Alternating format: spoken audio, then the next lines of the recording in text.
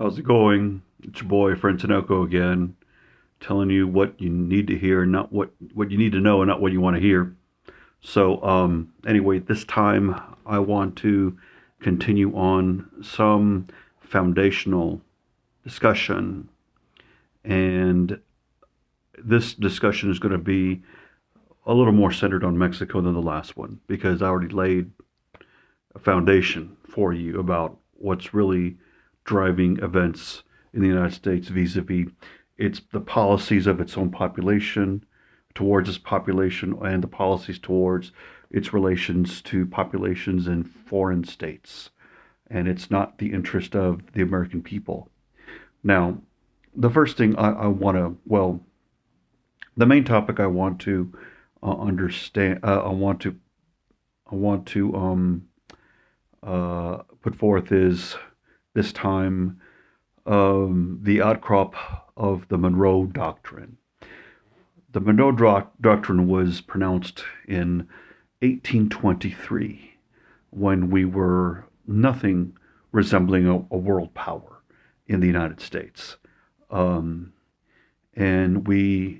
President Monroe proclaimed that there would be no country in the Western Hemisphere that would be a client state of a great power. A corollary since then. Now, at this time in 1823, you had two other large empires that were in the United States. One of them was Mexico, and it was the Mexican Empire, headed by Emperor Iturbide out of Mexico City. It was the direct successor state of the old Viceroyalty of New Spain. The other one was Gran Colombia, and it was the successor state of the Viceroyalty of New Granada, or Grenada if you're from Mississippi. But it was basically composed of, well, first of all, the Mexican Empire stretched from the northern borders of what is present-day California, Nevada, Utah, a piece of Wyoming, all the way down to Costa Rica, and at what is now Costa Rica to Panama. Because Panama used to be part of Colombia. The new Gran Colombia, headed by Simon Bolivar for a spell, like Bolivar, Tennessee. That's who it is named after. It was the present-day Panama, Colombia, a piece of Brazil in the Amazon, Venezuela, and that little piece of Guyana, which Venezuela is now fighting for, and Ecuador, and I believe a piece of Peru in the Amazons, what present-day Peru, that Ecuador and Peru kind of, Ecuador fight over to this day. It's a lot of unresolved border issues.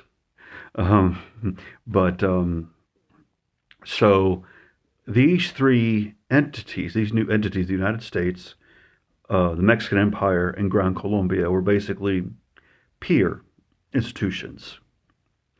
And we know how, well, peer countries, peer empires, and we know how the rest of it played out. The United States ended up dominating the whole hemisphere and later the world with the fall of the Berlin Wall for a generation, basically. That's coming to an end. That's an important theme here. So the United States has since then, being a major power and eventually the highest power of the world,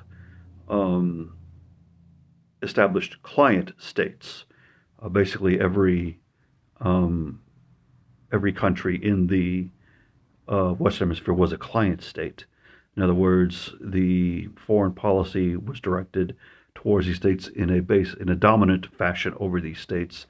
They would have strong veto power. The United States, would have strong veto power over those goings on.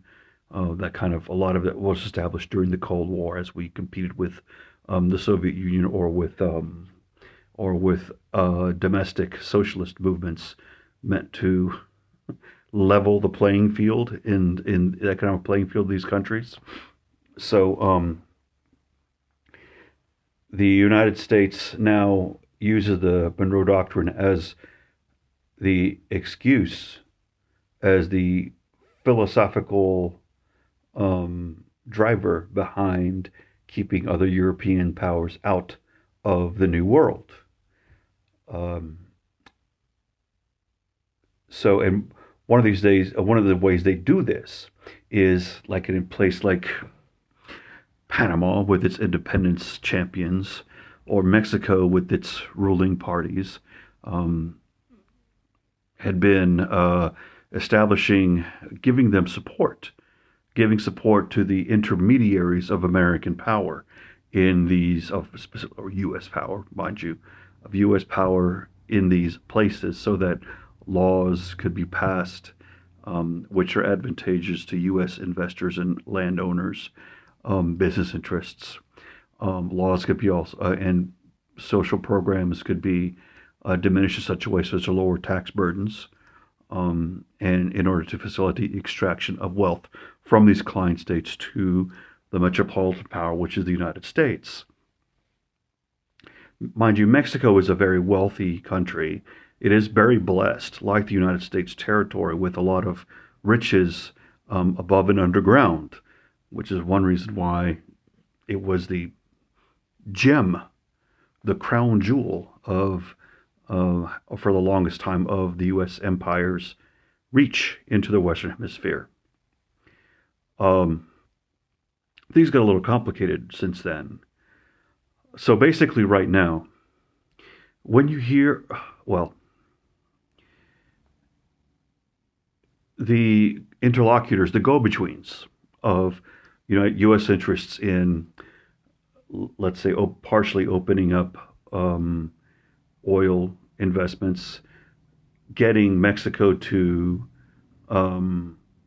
not open up refineries so that we could purchase oil from Mexico and then sell the gasoline back out of our refining capacity. To allow U.S. investments in mining, whether it be like the Vulcan materials in the Yucatan, very dramatic example, or gold or silver, or now lithium, but since Mexico's now nationalized it, or coal, for example, or basically establishing U.S. subsidiaries of all sorts of mining and commercial, Walmart, AutoZone, subsidiaries in Mexico, and do this advantageously, and to get them to buy our corn, for example. Funny thing happens along the way. The politicians in Mexico who had been facilitating this relationship, receiving the relationship, receiving the support from the Mexican governments, from American government agencies, USAID, the DEA, okay, they are now, they've been voted out. And the Mexican people have woken up. They've had, with the ruling party, Morena, now, that is very strongly nationalistic and more socialist than than the predecessor governments, except for maybe Lázaro Cárdenas of the 1930s.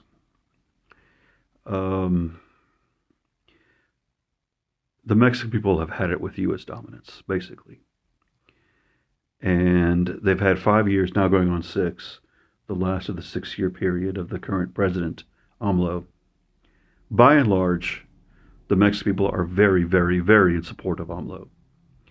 Mexico is no longer a client state of the United States. Let me repeat that. Mexico is no longer a client state of the United States. It is a partner with the United States and Canada in the U.S.-Canada, U.S. MCA, U.S.-Mexico-Canada agreement.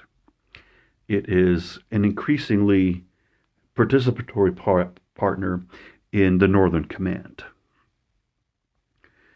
of the United States Department of Defense, and not a the United States. Mexico has been upping its military capacity, and AMLO has been the current discussions around intervening in Mexico, unwelcome ones from their point of view, by most of the Republican Party, not exclusively the Republican Party, have not been received well and have resulted in more military investments in order to defend the petroleum, to defend the lithium, to defend the social programs that are funded by national industries, to defend its tourist industry. So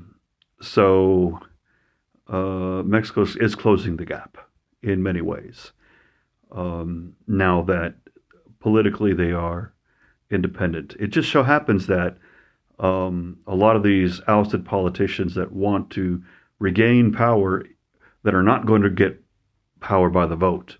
They're going to get power by asserting, by welcoming American interference in Mexico's the elections, basically. Mexico also has elections this year, as well as the United States, for president and many other offices. So this is like a double witching hour. But what you see with respect to negative reporting is driven by the fact that it's kind of a smear campaign, and I'm going to talk more about smears in the next episode. But basically, the dynamic, specifically with the Mexico-U.S. relationship, is that I will tell this to you right now. Mexico is no longer a client state of the United States. And the United States wants to restore the client relationship, the client-central relationship with Mexico. But it's a long shot, a very big long shot.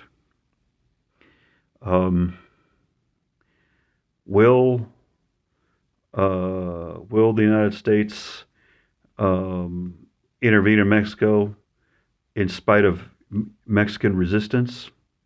I don't know. If our country is willing to rule over the ashes of what is left, fine. Now, back to the prior talk. Many of us, the people of the United States, would be very happy with our interests would be served by a strong Mexico. It's good for us. Especially good for us to have a feet in both countries, namely Mexican Americans or dreamers or Mexican permanent residents, unauthorized residents of all, we'd be very benefited. We'd be benefited by a good relation and with a strong Mexico, like a strong Canada to our north. The champions of the Monroe Doctrine, as we apply it today in federal government, in the politics, do not. So when we see bad press about Mexico and the Mexican government and the Mexican people or Mexican realities, blah, blah, they're smears. And many of them, they're geared for the best part to